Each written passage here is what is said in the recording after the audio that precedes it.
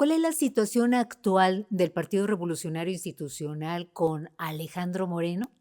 Es el tema que vamos a tratar el día de hoy. Bienvenidos a Conciencia Televisión y hoy tenemos sorpresas muy agradables, invitados de lujo. Permítame presentarlos. Primeramente, el licenciado Bernardo González Mora. Él es pues, un estudioso de la política, politólogo, académico, en fin, tiene muchos estudios acerca de estos temas y hoy nos engalana con su presencia. Muchas gracias, licenciado Bernardo, por aceptar esta entrevista. Y Gabriel, muchas gracias. Bueno, y también en esta mesa tenemos en esta ocasión al licenciado Alfonso Gómez Godínez, también un estudioso de la cuestión política, es politólogo, es economista, una persona de una amplia trayectoria y que nos acompaña también en este programa de Conciencia Televisión. Bienvenido. Muchas gracias. Enriquece en su presencia. Muchas gracias, Nadia. Muchas gracias. Muchas gracias. Y Gabriel, ya saben, también un analista político que las trae de todas y que siempre está con nosotros y le agradecemos muchísimo. Gabriel, ¿cómo estás? ¿Cómo sigues? Yo te agradezco mucho, licenciada. Ya me hacía falta programa para que me levantes el ánimo siempre. Bien, voy mejorando. Es cuestión de paciencia, pero ahí vamos, gracias a Dios, avanzando. Y bueno, pues efectivamente tenemos a dos personalidades hoy en el programa, dos estudiosos de la política, conocedores, y no nada más teóricos, sino prácticos. Entonces, el programa de hoy pues va a ser un gran programa, muy interesante, por los temas que vamos a tocar. Así es.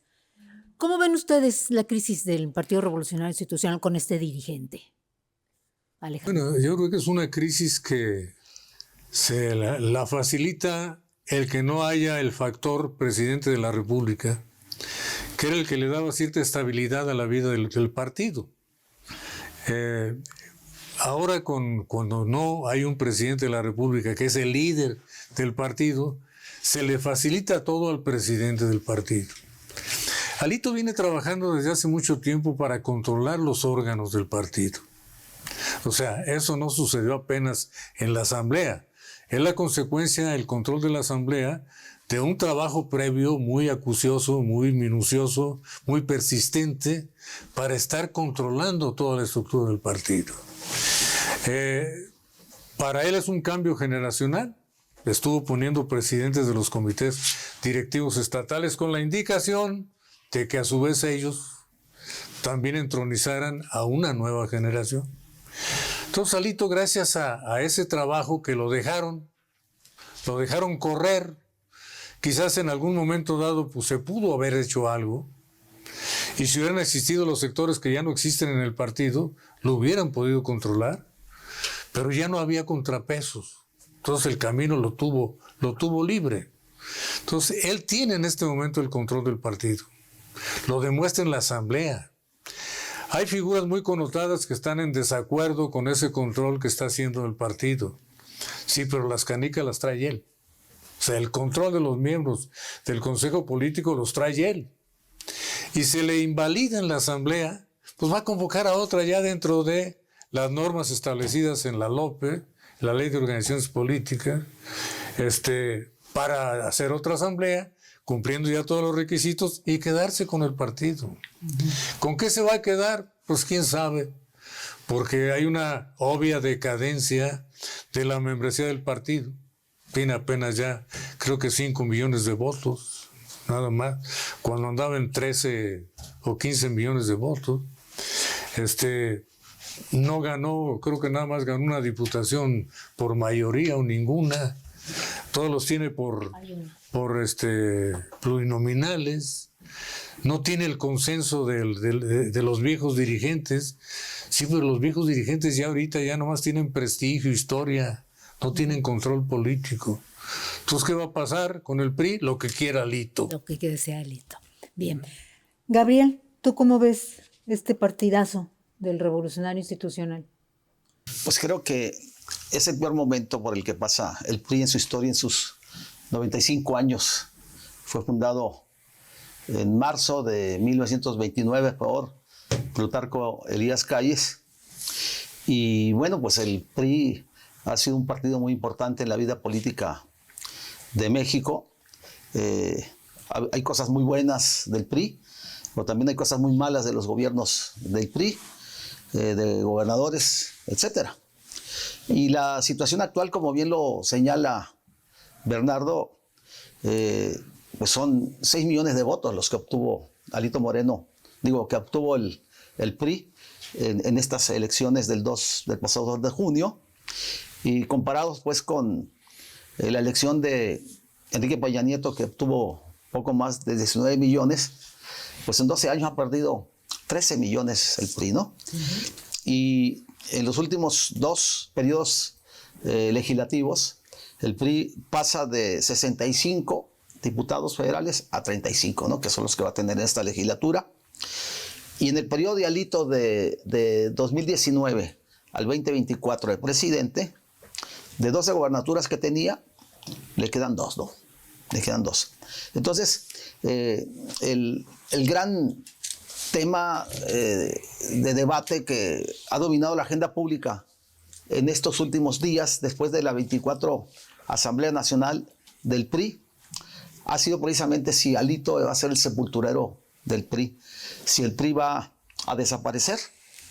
Hay quienes consideran pues que el PRI desaparecería, y hay otros que consideran que el PRI se convertiría en un partido satélite más, en un partidito chiquito, de hacer aquel gran partido constructor del México de hoy, pues se convertiría en un partido diminuto, ¿no? No sé si como el PT o como el Partido Verde o menos, o el PRD, ¿no? Pero la verdad es que sí vive una crisis muy complicada. ¿Qué es lo que va a pasar? ¿Qué es lo que puede suceder en las próximas semanas, los próximos meses? Pues viene una batalla jurídica en el cual Dulce María Sauri, presidenta del PRI, acompañada por otros miembros destacados del PRI, van a impugnar la legalidad de la asamblea, de la 24 asamblea, porque en periodos electorales, procesos electorales, no puede haber reformas a los estatutos, menos una elección, ¿no? Entonces, ese punto pues lo tendrá que resolver el Tribunal Federal Electoral, la Sala Superior, y seguramente pues la van a echar abajo la asamblea. Pero como bien dice Bernardo, el asunto es que Alito tiene el control de los órganos de gobierno del PRI. ¿Y qué puede suceder? Por reponer simplemente esta asamblea, se cita una nueva asamblea, se sigue un proceso, a lo mejor le dan apertura a las otras voces si quieren ir. Él hace una convocatoria abierta, porque en el asunto es que fue una convocatoria cerrada, ¿no? No se permitió la participación más que de los incondicionales que forman parte de ese grupo de poder de Alito. Incluso aquí en Jalisco, un personaje pues que nadie negaría su militancia priista, incluso hasta con Alito, ¿no? Le hizo trabajos como Ramiro Hernández García. Sí. Ramiro fue de bombero a Sonora, recuerdo, cuando los priistas de Sonora desconocen a Alito. Empieza un movimiento contra Alito y manda a Ramiro. No recuerdo si Ramiro se convirtió en el delegado especial como funciones de presidente, y luego fue a Sinaloa también, y sin embargo no tenía los méritos suficientes o la confianza suficiente de Alito Moreno para que él formara parte de estos 3,000 asambleístas en la Ciudad de México. Entonces es muy penoso, muy doloroso lo que le está pasando al PRI en esta circunstancia que vivimos. Entonces, pues yo creo pues que si el PRI sobrevive a Alito, pues irá perdiendo influencia y se convertirá en un partido chiquito, minoritario, que poca incidencia tendrá en la vida política del país. Todo lo contrario a lo que el PRI fue pues para este país, ¿no? Como partido político. La gloriosa historia de este partido. Alfonso. Bueno, yo creo que al PRI lo contaminó fenómenos que están sucediendo en el escenario político nacional e internacional. Uno, la imposición del pragmatismo. Sí, una dirigencia pragmática donde dice lo que importan son los medios y no el fin, ¿no? Y entonces el pragmatismo a qué lleva a muchos partidos políticos, a que la ideología, los principios, los proyectos de nación se diluyan. Yo veo un partido donde lo que importa es el pragmatismo encaminado a qué, a mantener el poder, a tener el poder. ¿Con qué fin? Para un grupo en lo personal. La ideología, los principios, todo lo que sustentó, y lo decía Gabriel con claridad, a un partido que fue determinante en la construcción del México moderno, se diluye en función de esos parámetros, ¿no? Y evidentemente también dentro de este pragmatismo y donde el fin justifica los medios, pues vemos los ataques a los órdenes institucionales, a las vidas normativas de los partidos, ¿no? Donde inclusive, y lo señalaba también Gabriel y el propio Bernardo, pues se corre riesgo para quien fue el beneficiario de esta asamblea que sea inclusive pues anulada porque se violentó, ¿no? Sí. el marco institucional. Yo solamente agregaría y pensaría un poco más allá. ¿Para qué quiere ser Alejandro Moreno el presidente de este partido en ruinas, ¿no? Que ya están en las últimas, está agónico, porque pues no hay liderazgos, no hay credibilidad, no hay un poder político, y es una pregunta que les hago a ustedes. ¿Será porque por las prerrogativas de los partidos políticos que recibe del INE? ¿Será por tener el control para sus cuates de quienes estén en los puestos de elección popular en las diferentes elecciones? ¿Para manejar qué? ¿Cómo lo ven ustedes?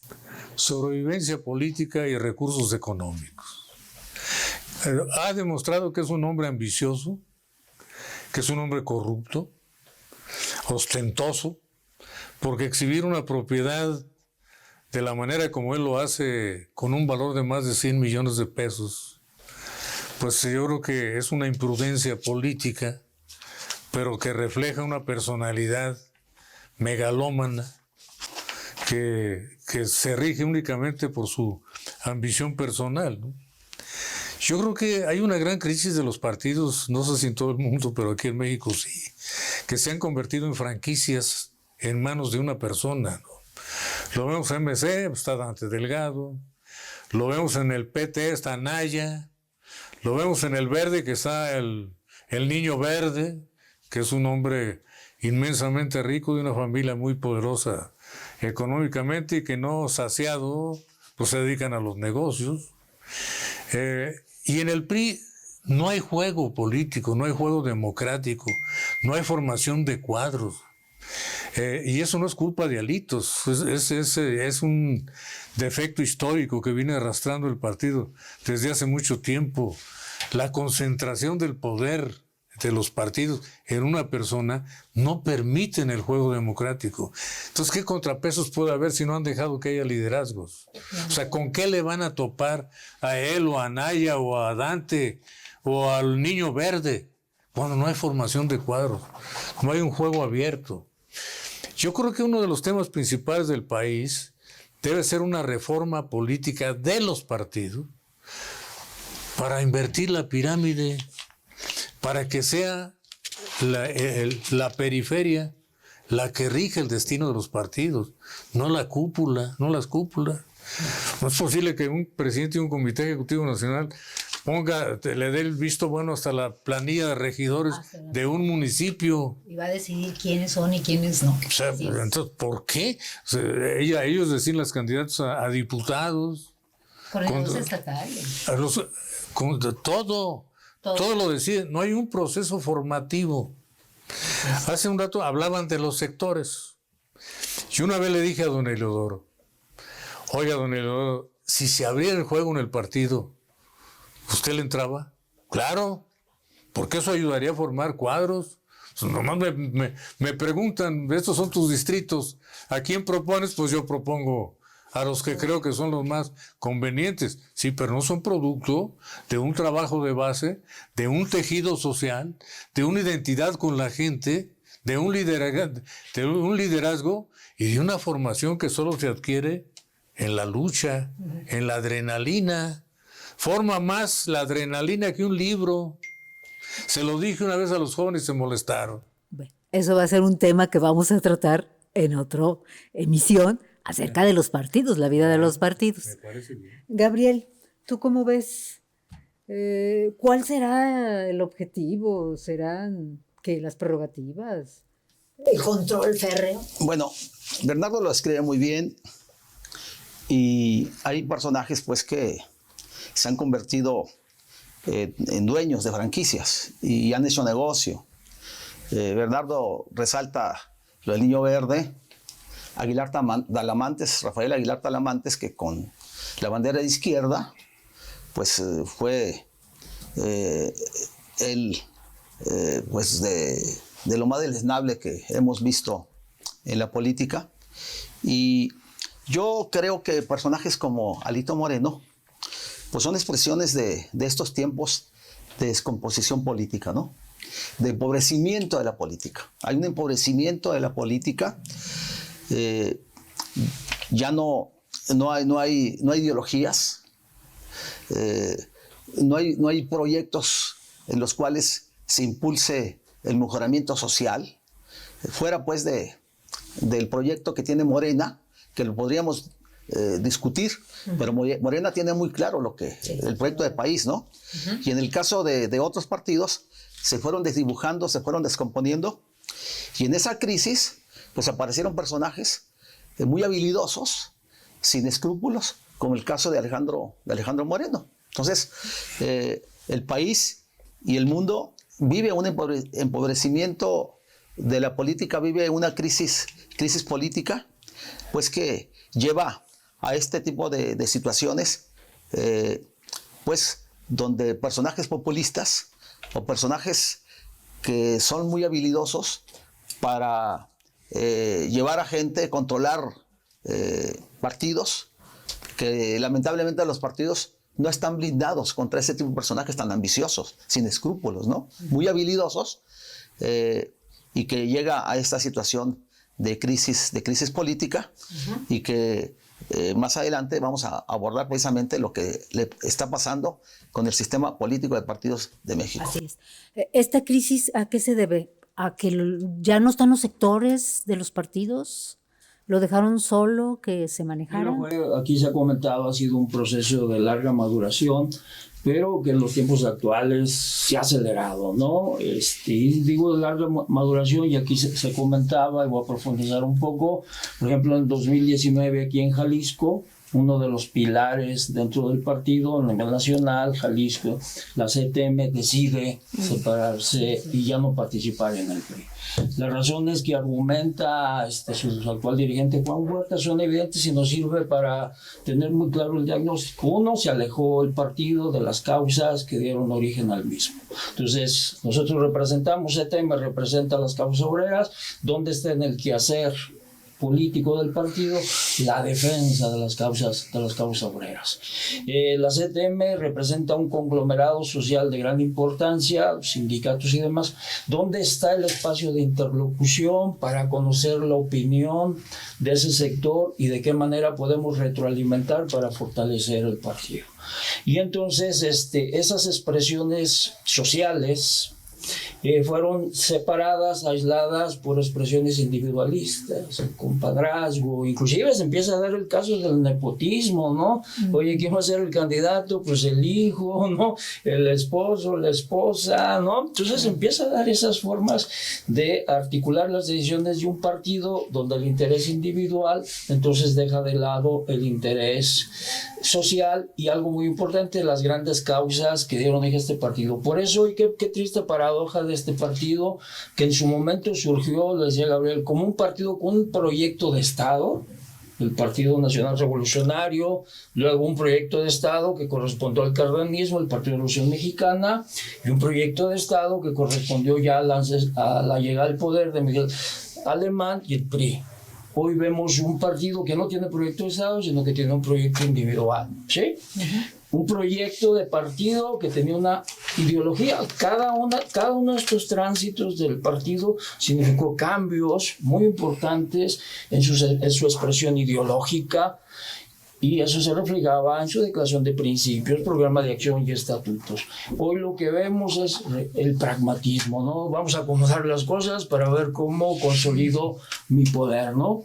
Y en este sentido eso nos lleva a la pérdida de legitimidad. No solamente una legitimidad ante la sociedad, y que eso se demuestra en los votos que se alcanzaron, ¿sí? Sino también una legitimidad al interior del partido, con militantes, con simpatizantes o liderazgos que dicen bajo esa ruta pues no va congruente con mi visión, mi proyecto y lo que yo puedo aportar, ¿no? Entonces creo que estos elementos están configurando una situación muy delicada dentro del partido. Para finalizar, ¿qué conclusión llegaríamos? Un minuto. ¿Qué conclusión tendrían para esta dirigencia? Mi conclusión es que yo no tengo confianza en que en los partidos haya la solución al problema político de México. Yo creo que la sociedad civil debe de reaccionar con más entereza, con más interés, con más entrega para crear nuevas opciones políticas. Porque lamentablemente la vida interna de los partidos es un ambiente corrosivo. Y lo vemos en Morena, ahorita es el partido hegemónico. ¿Cuántos se han ido a Morena? Es que no tienen ninguna identidad ideológica, porque para empezar, la doctrina de la 4T no es doctrina. Yo he retado a que me expliquen qué es la 4T. Y sociológicamente, dialécticamente, no tienen ningún sustento. Ideológicamente tampoco. Digo, porque lo que ha planteado López Obrador en términos de avance político, avance económico, avance de la sociedad, del humanismo, no se refleja en la realidad que está pasando en el país. La vida es más cara, los pobres están más pobres, el sistema de salud no funciona, la seguridad está peor. O sea, ¿cuál transformación? No la hay. ¿Y los demás partidos qué pueden acreditar? Plegados sus aliados a lo que les indica el presidente. Y los partidos de oposición haciendo su lucha, pero para mantener el interés de los dirigentes, nada más, ¿no? Esa sería mi conclusión. ¿Tú, Gabriel, cómo lo ves? Pues yo veo el panorama para los partidos políticos de oposición entre gris y negro, ¿no? El panorama sí lo veo dentro de esa crisis tan severa en que están después de la elección del 2 de junio, donde Morena y aliados barrieron, ¿no? Barrieron a los partidos. Y bueno, yo creo pues que tiene que reconstruirse esto. Algo tendrá que venir en el futuro. Y bueno, y en esta circunstancia de crisis, pues personajes como Alito Moreno pues se hacen presente. ¿Por qué? Porque eso es lo que lleva esta confusión en la que no hay rumbo y gentes tan ambiciosas como él pueden llegar a controlar partidos en estas situaciones, aunque sea pues en una situación de ruina política, en el cual pues lo que quede, pues él será el gran beneficiario, porque como sea, el PRI pues cuando menos tendría 6 años más de vida, cuando menos, ¿no? Con presupuestos... Aunque él quiere más. Con presupuestos de cientos o de miles de millones de pesos en esos próximos 6 años. Así es. A río revuelto, ¿no? Ganancia de pescadores. ¿Tú qué opinas, Alfonso? Yo creo que al final de la historia la sociedad, el ciudadano va a ser el que va a poner a cada quien en su lugar, ¿no? Y si la percepción es de que este partido deja de representar causas, que este partido deja de tener un proyecto que le convenza a la sociedad, si al final de cuentas la sociedad percibe que este es un proyecto individual para simplemente una ambición de poder, creo que la sociedad va a seguir castigando a este partido y entonces habrá que ver, como le han pasado a otros grandes partidos grandes que han desaparecido, por ejemplo en Venezuela, los dos grandes que manejaron la alternancia, COPEI y Socialdemocracia, los desaparecieron por la insatisfacción ciudadana. Entonces creo que esa ruta, en política hay que construir escenarios, ¿no? No construir una verdad absoluta, pero los elementos que están en la mesa apuntan a un escenario donde la sociedad siga castigando a este partido, lo vaya marginando, porque no hay que ofrece. Ofrece una renovación de luchas, ofrece causas, ofrece interlocución con otros actores, es capaz de crear frentes para proponer e impulsar una política. No, sino solamente veo lo mío, y primero lo mío y después lo mío. Ajá. Creo que la sociedad va a ser muy contundente. Bien. Pues como siempre les decimos a ustedes, la mejor opinión es la que usted pueda emitir. Le agradecemos muchísimo el que haya estado con nosotros y lo invitamos a la siguiente emisión.